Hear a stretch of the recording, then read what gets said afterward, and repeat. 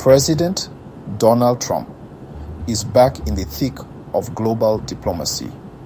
He recently held separate phone calls with Russian President Vladimir Putin and Ukrainian President Volodymyr Zelensky. The topic: ending the devastating war in Ukraine. Trump, true to his nature, wasted no time in trying to make his mark. He stressed the urgency of peace talks and emphasized the need for a swift resolution. This is classic Trump, bold, direct, and unafraid to dive into the world's most complex problems. Trump's calls signal a potential turning point in the drawn-out conflict. Both Putin and Zelensky engaged with him. They discussed the possibility of face-to-face negotiations. Could this be the breakthrough the world has been waiting for? It's too early to say, but one thing is clear.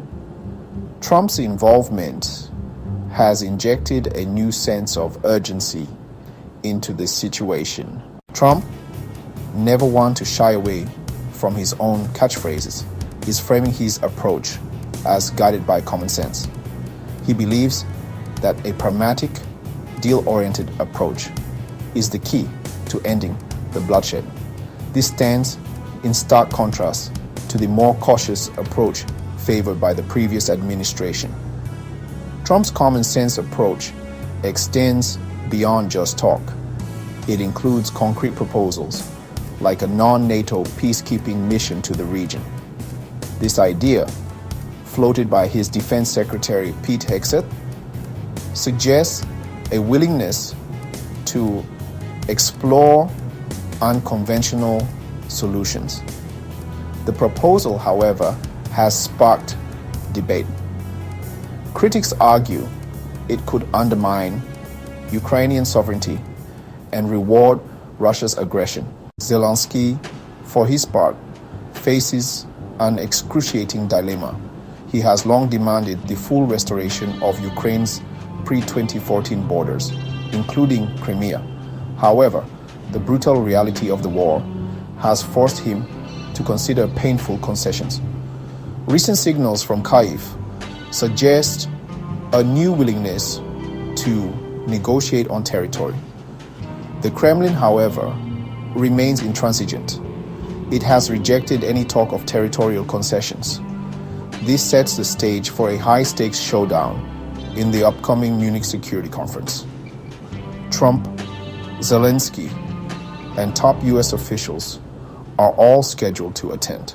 The Munich Security Conference, a high-profile annual gathering of world leaders, takes on even greater significance this year.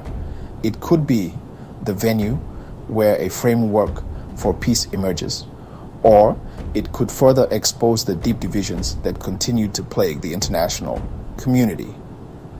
The White House, meanwhile, is treading cautiously. Press Secretary Caroline Leavitt declined to comment on the substance of the ongoing negotiations.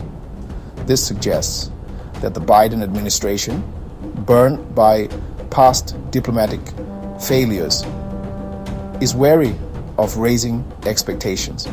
As the world watches and waits, one thing is certain: the stakes couldn't be higher. The future of Ukraine, and indeed the global order, hangs in the balance.